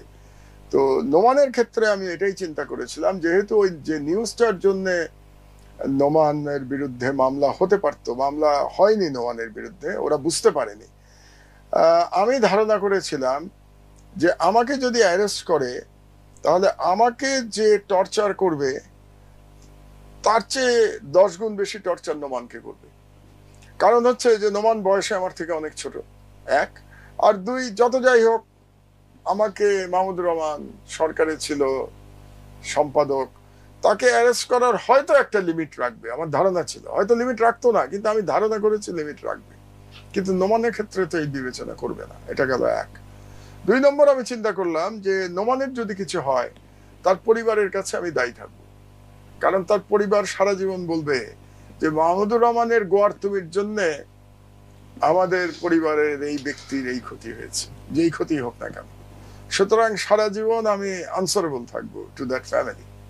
তো আমার মনে হলো যে কাজেই ওই ফ্যামিলির কাছে আমাকে যদি আনসারেবল না থাকতে হয়, তাহলে নোমানকে পাঠিয়ে দেওয়াটা আমার জন্য, তার নিরাপত্তার ব্যবস্থা করা আমার জন্য বেশি জরুরি। তো আমার এখনো মনে আছে যে নোমানকে ডেকে আমি বললাম, তোমার কোনো দেশের ভিসা আছে কিনা। আমি বুঝতে পারছিলাম যে 1-2 দিনের মধ্যেই আমাদেরকে অ্যারেস্ট করতে আসবে, তো ভিসা আছে কিনা। নোমান বললো হ্যাঁ ইউকের আছে, লাকিলি ইউকের আছে, তাহলে তুমি বাড়িতে যাও, শুধু তোমার স্ত্রীকে বলবা যে তুমি বাইরে যাচ্ছ, কবে ফিরবে জানো না, সুটকেসে কাপড় নিয়ে আসো, অফিসে কাউকে বলবে না তুমি। এবং অফিসে আমি কাউকে বলি নাই, শুধুমাত্র তখন যিনি অ্যাকাউন্ট সেট ছিলেন তাকে ডেকে বললাম যে ঢাকা লন্ডন ঢাকা একটা টিকিট করো, যে ফ্লাইট পাওয়া যায় এখন এই মুহূর্তে, কাউকে বলবো না, টিকিটটা করে নিয়ে আসো। তো সে নোমানের টিকিটটা করে নিয়ে আসলো, নোমান সুটকেস নিয়ে আসলো, এটা দিয়ে নোমানকে বললাম যে তুমি এয়ারপোর্টে যাও, প্লেনে উঠে আমাকে ফোন করবে, তুমি প্লেনে ওঠার আগে ফোন করবে না। আর এইদিকে আমি লন্ডনে তখন অ্যামনেস্টি ইন্টারন্যাশনালের যে চিফ, বাংলাদেশের চিফ ছিলেন আব্বাস ফয়েজ, তার সাথে আমার খুব বন্ধুত্ব ছিল। তো আব্বাস ফয়েজকে আমি বললাম যে দেখো আব্বাস, আমি এরকম আমার কলিগকে পাঠাচ্ছি, তার অ্যাসাইলামের দায়িত্ব তোমাকে ব্যবস্থা করতে হবে, তার অ্যাসাইলাম না হলে তার লাইফ অ্যাট রিস্ক। আর আমার কিছু পরিচিত ব্যারিস্টার ছিল, বাংলাদেশি ব্যারিস্টার, তাদেরকে বললাম তোমাদের দায়িত্ব হচ্ছে এয়ারপোর্টে গিয়ে নোমানকে রিসিভ করা এবং তাকে তার আপাতত থাকার ব্যবস্থা করে দেয়। তো এই কাজগুলো করে নোমানকে বললাম এয়ারপোর্টে গিয়ে তুমি আমাকে ফোন করবে, এয়ারপোর্টে না, তুমি প্লেনে উঠে ফোন করবে, কারণ আমি শিওর ছিলাম না ও বার হতে পারবে কিনা ইমিগ্রেশন দিয়ে। তো ভাগ্য ভালো নোমানের, বার হতে পারলো এবং এয়ারপোর্টে গিয়ে আমাকে ফোন করলো। তো ফোন করার পর আমি বললাম আলহামদুলিল্লাহ, এবার তুমি আমাকে ফোন করবে হিথ্রো এয়ারপোর্ট পার হয়ে, কারণ আমার ভয় লাগছিল আবার হিথ্রো এয়ারপোর্টে ওকে আটকে দেয় ইমিগ্রেশন, বেরিয়ে গিয়ে ফোন করবে। তা আমার মনে আছে আমার সারা রাত ঘুমায় নেই, নোমানের চিন্তায় আমার সারা রাত ঘুমায় নেই, যে ও কি পৌঁছাতে পারলো, ইমিগ্রেশন পার হতে পারলো। এবং ইমিগ্রেশন পার হয়ে ওর সময় লেগেছিল অন্য কারণে, ওর কাছে ফোন ছিল না, এবং ও যে ব্যক্তি ওকে নিয়ে গেছিল সেও আমাকে জানাতে ভুলে গেছিল, এই জন্য ও যাওয়ার পরেও 3-4 ঘন্টা পার হয়ে গেছে, তবু আমি জানি না, আমি অস্থির হয়ে গেছিলাম। আমি ভেবেছিলাম যে নোমান কি বের হতে পারলো কিনা। তো তারপরে নোমান যখন প্রায় 4-5 ঘন্টা পরে আমাকে ফোন করলো যে আমি বেরিয়েছি এবং আমি নিরাপদে এখন লন্ডন শহরে, তো প্রথমে ওকে বকা দিলাম যে এত দেরি করলে কেন, আর তারপরে আমি ওই কথাটা বলেছিলাম যে আমি এবার নিশ্চিন্ত, এবার আমার আর কোনো ভয় নাই, কারণ আমার ওই দায় নাই, নোমানের প্রতি আমার যে দায়িত্ব ছিল সেটা আমি পালন করেছি। তো আমি মনে করি আমি অফিসেই ছিলাম, অফিসেই বসে থাকলাম এবং তারপরে অ্যারেস্ট হওয়া পর্যন্ত আমি অফিসেই ছিলাম। আমি মনে করি, যেমন আপনি বললেন যে পত্রিকা, ডুবন্ত পত্রিকা ছিল, তো পত্রিকা নেয়ার পরে আমি একটা কথা বলেছিলাম আমার সাংবাদিক সহকর্মীদের, এবং এখনো এটা আমি পালন করার চেষ্টা করি। আমি বলেছিলাম যে যতদিন আমার অধীনে পত্রিকা চলবে আপনাদের 1 তারিখে বেতন হবে, যেদিন আমি 1 তারিখে বেতন দিতে পারবো না তার আগে আমি পত্রিকা বন্ধ করে দেবো। আলহামদুলিল্লাহ আমি পত্রিকা সরকার বন্ধ করে দেওয়া পর্যন্ত কোনোদিন 2 তারিখ হয়নি আমাদের স্যালারি, মানে 2008 সালে আমি নিলাম, 2013-তে পত্রিকা বন্ধ হলো, 5 বছর, এবং বৈরী পরিবেশে, অ্যাড পাচ্ছি না, কারণ সরকার কোনো বিজ্ঞাপন দিচ্ছে না, প্রাইভেট কোম্পানি বিজ্ঞাপন দিচ্ছে না, কারণ বাংলাদেশ না ভয়, 2 নম্বর আরেকটা প্রবলেম আছে প্রাইভেট কোম্পানি নিয়ে বাংলাদেশের অ্যাড যারা কন্ট্রোল করে তারা সবাই ইসলামোফোবিক। এই যে অ্যাড যারা এই কোম্পানিগুলোর যদি আপনি ব্যাকগ্রাউন্ড দেখেন, তারা সবাই ইসলামোফোবিক এন্ড প্রো ইন্ডিয়ান। তো তারা আমার দেশকে শত্রু বিবেচনা করে, কাজেই শুধু যে প্রাইভেট কোম্পানি অ্যাড দিতে চায় না ব্যাপারটা সেরকম না, মানে তারা ভয় পায় অবশ্যই। দ্বিতীয়ত এই যারা এই সমস্ত অ্যাড কোম্পানি, তারাও আমার দেশকে অ্যাভয়েড করে, এবং সেটা এখনো চলছে, সেটা এখনো যে নাই তা তো না। তবে এখন যেহেতু সরকার ফ্রেন্ডলি গভর্নমেন্ট, কাজে সেই দিক দিয়ে আমরা একটু ভালো অবস্থায় আছি। তো আজ পর্যন্ত আমার দেশের ওই ট্র্যাডিশনে এখনো একই আছে, আলহামদুলিল্লাহ। এবার একটু অন্যরকম ইস্যুতে যাই। 2018-র জুন মাসে আপনার উপর হামলা হয়, জুলাই মাসে, জুলাই মাসে, জুলাই মাসের 22 জুলাই, 22 জুলাই ফিজিক্যালি হ্যাঁ। অ্যাটাক করে। ওই সময় যে প্রধান পত্রিকাগুলি ছিল, এখন পর্যন্ত যারা নিজেদেরকে শীর্ষস্থানীয় পত্রিকা বলে দাবি করে, আমি সেই সব পত্রিকাতেও গিয়ে দেখেছি ওই দিনের ঘটনা সম্পর্কে তারা বলেছেন নাম উল্লেখ করে। আমি নামগুলো না হয় নাই বলি, ছাত্রলীগের ওখানকার যে সভাপতি ছিল সে ছিল সরাসরি হামলার মধ্যে, এবং তখন পুলিশ যারা ছিল, নিরাপত্তার দায়িত্বে যারা ছিলেন, ঘটনাটার সময় তারা সবাই চারপাশে দাঁড়িয়েই ছিলেন, দাঁড়িয়ে তারা পাহারা দিচ্ছিল, আক্রমণকারীদের পাহারা দিচ্ছিল। ঘটনাটা নিশ্চিত করেছে যাতে এটা সুসম্পন্ন হতে পারে যতদূর তারা করতে চেয়েছে। আপনার গাড়িতে হামলার প্রচুর ছবি টবিও আমি দেখলাম। তো এই পরিস্থিতিতে দাঁড়িয়ে, আজকের পরিস্থিতিতে দাঁড়িয়ে, আজকের পরিবর্তনের পর, গত 5 আগস্টে যে পরিবর্তনের মধ্যে দিয়ে আমরা গেলাম, আজকের পরিস্থিতিতে দাঁড়িয়ে ওই নামগুলো তো আপনার ভুলার কথা না। একদম ক্ষমতার শীর্ষ পর্যায় থেকে আপনার ব্যাপারে যা করেছে, আমি একটু আগেও বলছিলাম যে নিজের ছেলেকে পর্যন্ত ব্যবহার করে আপনাকে একটা পানিশমেন্টের মধ্যে দিয়ে নিয়ে যাওয়ার প্রসেস, পারলে আমাকে মৃত্যুদণ্ড দিত আমার ধারণা। ওই পরিস্থিতির মধ্যে গিয়েছেন। এখন আপনার মনের মধ্যে কিছু হয় না? ওই নামগুলো, ওই চেহারাগুলো, পুলিশ প্রোটেকশনে আপনার উপর হামলা করা হয়েছে, এবং এই পুলিশ টুলিশ কেউ অচেনা না, কেউ ভিন গ্রহ থেকে আসে নাই, সবাই আমাদেরই। আপনার কখনো মনে হয় নাই যে এই লোকগুলোর কোনো শাস্তি হওয়া উচিত?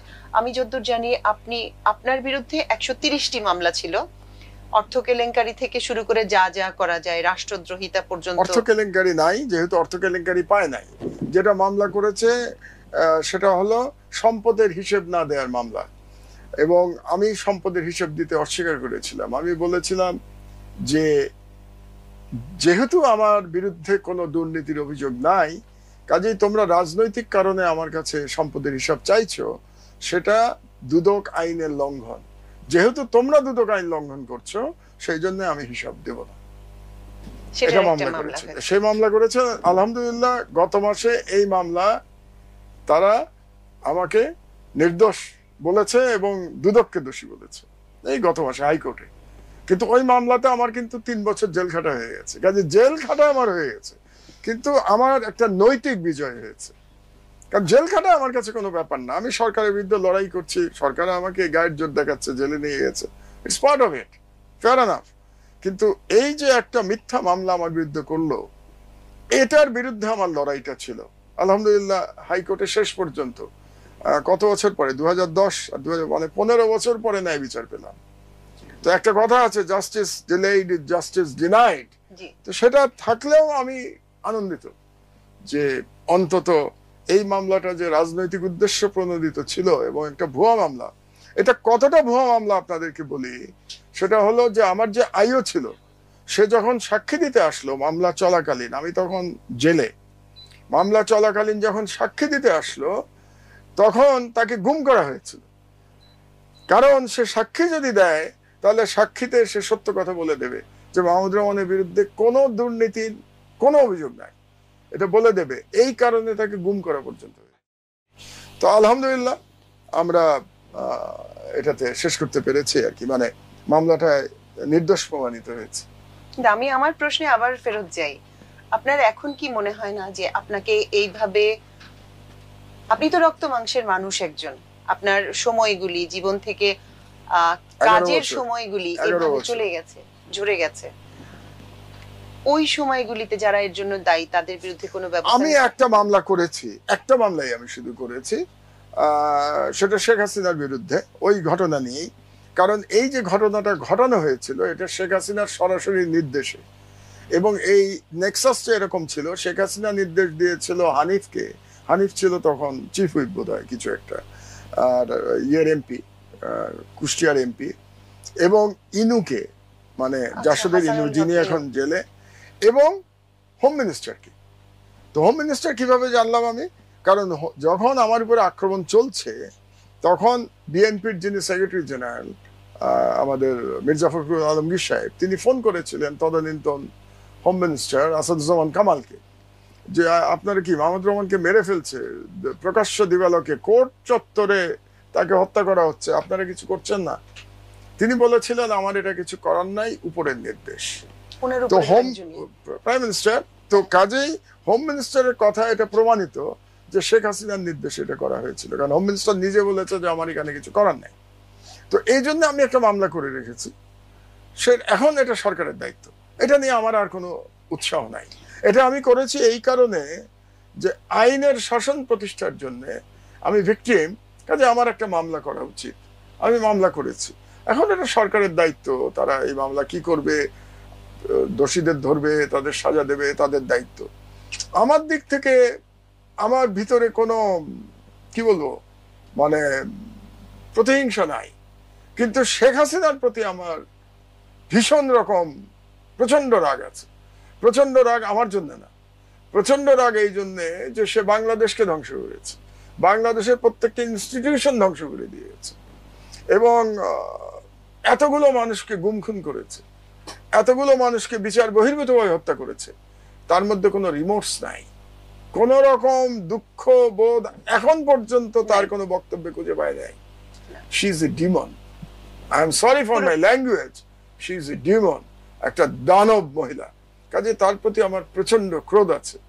আমি চাই যে অভিশাপ নাকি দিতে নাই, আল্লাহ মানা করেছেন অনেক জায়গায়, তারপরে বলি যে আল্লাহর কঠোরতম বিচার যেন এই মহিলার প্রতি উনি করেন। তার মানে হচ্ছে আপনি ব্যক্তিগতভাবে, আমি আপনার সাথে গত 4-5 মাস থেকে কাজ করছি, পেশাগত কারণেই নানা সময় আপনার অফিসের ভেতরে অফিসের বাইরের নানা মিটিং বা নির্দেশনা নেয়ার জন্য আপনার কাছে গিয়েছি। আমি আপনার মুখ থেকে কোনোদিন একটা শব্দও কোনোভাবে শুনিনি গত 11-12 বছর আপনি যে সাফারিংস এর মধ্যে দিয়ে গিয়েছেন, বা এখন তো একেবারেই ভিন্ন সময়, একটা নতুন সময়। এই সময় দাঁড়িয়েও ওই সময়ের কোনো কিছু, নিজের কষ্ট যন্ত্রণা বেদনা যা ভোগ করেছেন, যারা ভোগ করিয়েছে, আপনি তো রাষ্ট্রীয় একটা দেশের চিন্তা করে আপনি এখন একজনকে দায়ী করছেন। একজন তো কাজটা করেনি, তাদের সম্মিলিত একটা জিনিস ছিল আপনার বিরুদ্ধে।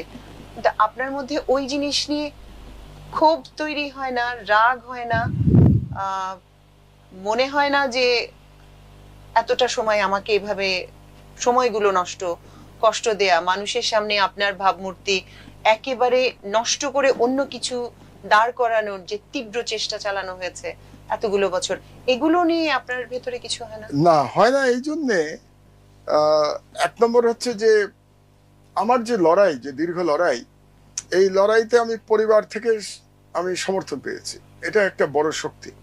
কারণ এই সমর্থন না পেলে লড়াইটা করা কঠিন হতো, তো এটা একটা বড় শক্তি। 2 নম্বর হলো যে অসংখ্য মানুষের ভালোবাসা পেয়েছি। আমি যখন রাস্তায় বেরোই তখন দেখি অনেক লোক আমাকে অপছন্দ করে, এটা কোনো সন্দেহ নাই।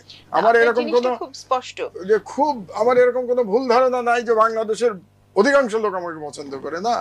বাংলাদেশের অনেক লোক আমাকে পছন্দ করে, আমি সেটা বলছি, অনেক লোক আমাকে অপছন্দ করে।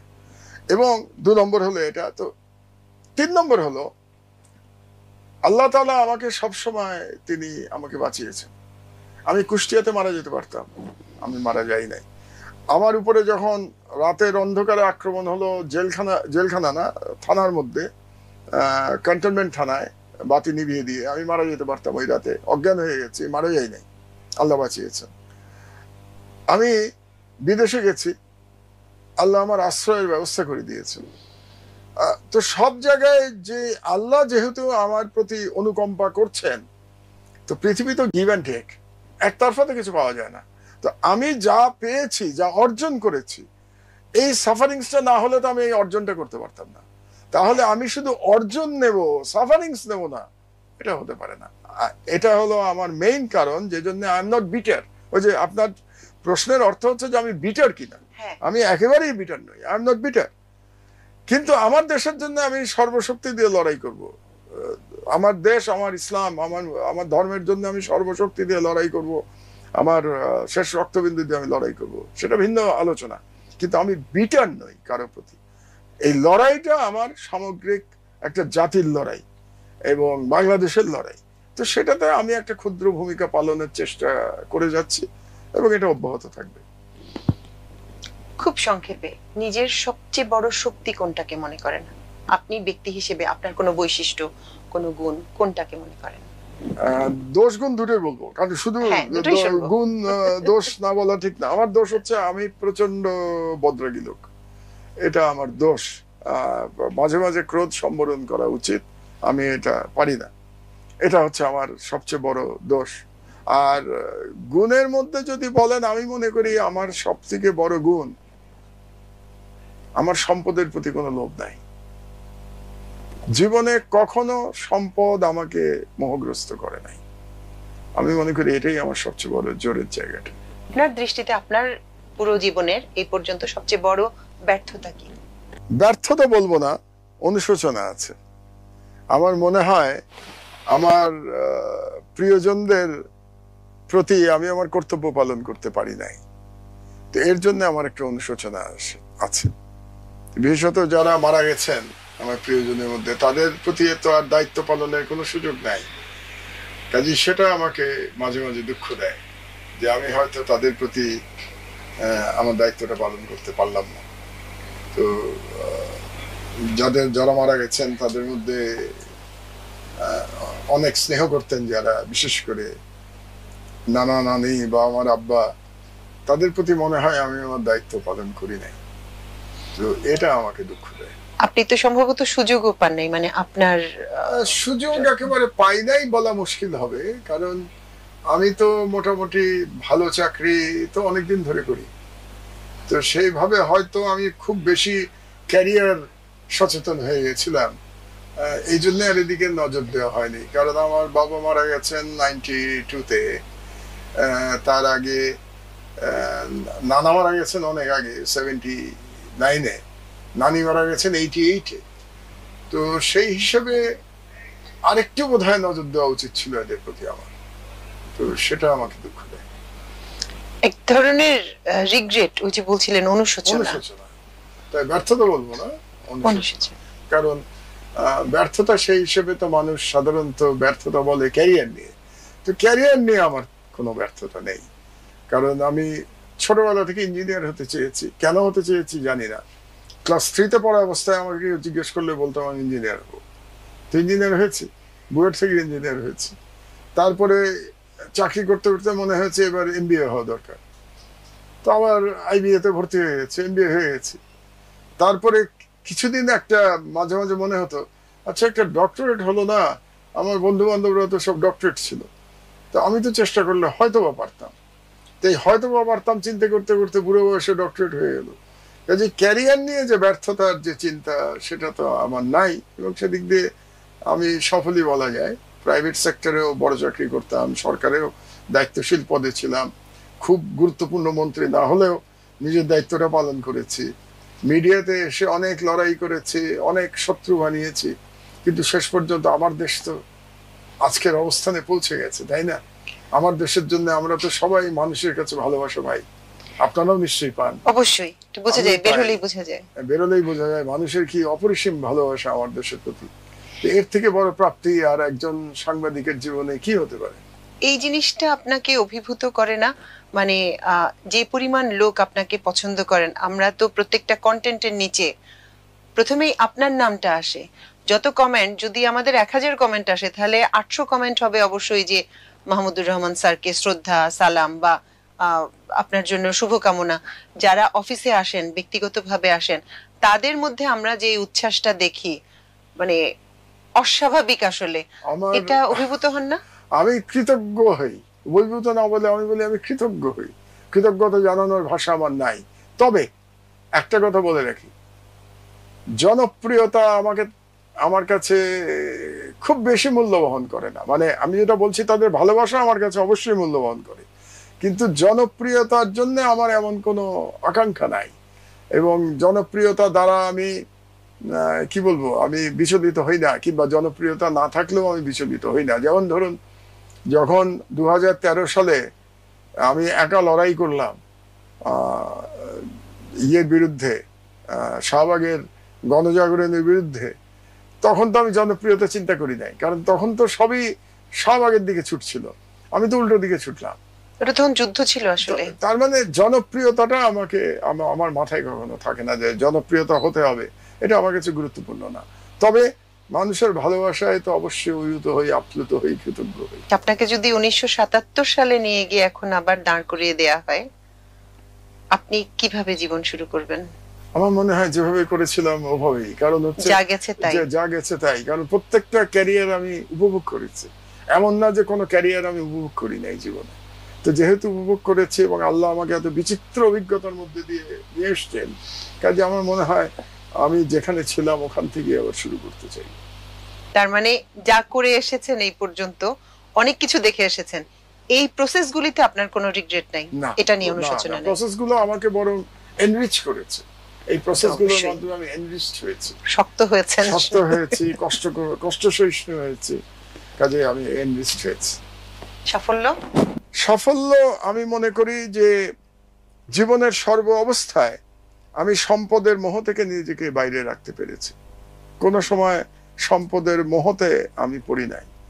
এই লড়াইতে আমি জয়লাভ করেছি এক। আর দ্বিতীয় সাফল্য যদি বলেন তাহলে বুড়ো বয়সে একটা পিএইচডি করতে পারলাম, এটা তো খুব রেয়ার। মানে পিএইচডি তো কোনো ব্যাপার না, পিএইচডি তো হাজার হাজার মানুষ পিএইচডি করছে, কিন্তু 68 বছর বয়সে পিএইচডি করা রেয়ার। তো আল্লাহ আমাকে সেই সাফল্যটা দিয়েছে। শখের মধ্যে আমি ক্রিকেট খেলা দেখতে খুব পছন্দ করি, এটা একটা শখ। ক্রিকেট খেলতে খুব পছন্দ করি, কিন্তু বয়স হয়ে গেছে, এখন আর খেলার বয়স নাই, ক্রিকেট খেলতে পারি না, এটা আমি খুব মিস করি। আমি খুব বড় প্লেয়ার ছিলাম না, কিন্তু আনন্দ পেতাম আর কি ক্রিকেট খেলে। আর শখের মধ্যে আছে বই পড়া, প্রচন্ড বই পড়তে পছন্দ করি, সব রকম বই। আর গান শোনা, গান শুনতে খুব পছন্দ করি আমি। কার গান পছন্দ করেন বা কি ধরনের গান পছন্দ? ইদানিং ক্লাসিক্যাল গান বেশি পছন্দ করি আমি। এটা বোধহয় বয়সের কারণে, কারণ কম বয়সে ক্লাসিক্যাল গান শুনতে ইচ্ছে করতো না, আর এখন ক্লাসিক্যাল ছাড়া আর কিছু ভালো লাগে না। আর পুরোনো বাংলা গান খুব ভালো লাগে। নির্দিষ্ট কোনো শিল্পী আছে? অনেকেই আছে। বাংলাদেশে যদি বলি আব্দুল জব্বারের গান ভাল লাগে, এন্ড্রু কিশোরের গান ভাল লাগে। পশ্চিমবঙ্গে যদি বলি হেমন্ত, মান্না দে আমার খুব ফেভারিট শিল্পী, ভাল লাগে। পাকিস্তানে যদি যাই মেহেদী হাসান ভাল লাগে, নুসরত ফতেহ আলী খান ভাল লাগে, রাহাত ফতেহ আলী খান ভালো লাগে, আতিফ আসলাম ভাল লাগে। বাহ, প্রচুর ভ্যারিয়েশন আছে পছন্দের মধ্যে। আমি আবার ভাষা ব্যাপারটাকে আমি কোনো নেগেটিভ দৃষ্টিতে দেখি না। সব ভাষাই বিশাল ব্যাপার, মানুষের যেটা কমিউনিকেশনের মাধ্যম, এটা একটা মহৎ ব্যাপার, আল্লাহ এটা বিশেষ দান হিসেবে দিয়েছেন। কাজেই সকল ভাষা আমার কাছে সমানভাবে শ্রদ্ধা। আমার বাংলাও আমি পছন্দ করি, আমি ইংরেজি পছন্দ করি, আমি উর্দু পছন্দ করি, হিন্দি পছন্দ করি। ভাষা হিসেবে আমার কোনো ভাষার প্রতি কোনো বিরাগ নাই, এবং এই কারণে সকল ভাষার সঙ্গীত আমার কাছে প্রিয়। যেমন জাপানে যখন ছিলাম, জাপানি গানও আমার খুব ভালো লাগতো, টার্কিশ গান আমার খুব ভালো লাগে, কিন্তু জাপানি ভাষা টার্কিশ ভাষা তো আমি জানি না। সুতরাং মিউজিক আমি মনে করি ভাষার ঊর্ধ্বে হলো সঙ্গীত, এই জন্য সকল সঙ্গীত ভালো লাগে। তো ইদানিং যেটা বললাম, ক্লাসিক্যাল সঙ্গীত বেশি ভালো লাগে। আমি মনে করি নুসরত ফতেহ আলী খান, মানে ওনার মতো আর একজন আসবে কিনা জানি না, মানে এরকম সঙ্গীত শিল্পী হয়তো 100 বছরে একজন আসে। অবসরে কোন কাজটা সবচেয়ে পছন্দ করেন? অবসর তো পাই না এখন, মানে গত এই পত্রিকা বের করার পর থেকে তো আমি মনে হয় এক মুহূর্তের অবসর পাই নাই। অবসরে বই পড়তে পছন্দ করি, মাঝে সিনেমা দেখি মাঝে মাঝে যদি সময় পাই। দেশি বিদেশি সব, এখানেও আমার ওই সঙ্গীতের মতে সবকিছু দেখি। ভালো সিনেমা ভালো হতে হবে। আমাদের অনেকক্ষণ সময় দিয়েছেন আপনি, এই জন্য আবারও আপনার কাছে অশেষ কৃতজ্ঞতা জানাচ্ছি। আশা করি আমরা এরকমই একটা আড্ডায়, আপনি তো রাজনৈতিকভাবে অনেক কিছু বলেন, একেবারে আপনার ভাষা যেটা চাছাছোলা ভাবে, ওইটার বাদ দিয়েও যে ব্যক্তি মাহমুদুর রহমান একটু অন্যরকম কিছু, আজকে বোধহয় দর্শকরা তার খানিকটা বুঝতে পারবে, আমরাও খানিকটা আজকে বোঝা গেল। আপনাকে অসংখ্য ধন্যবাদ। ধন্যবাদ তামান্না। দর্শক শ্রোতা, ধন্যবাদ আপনাদেরকে। আসসালামু আলাইকুম, আবার ঈদ মোবারক।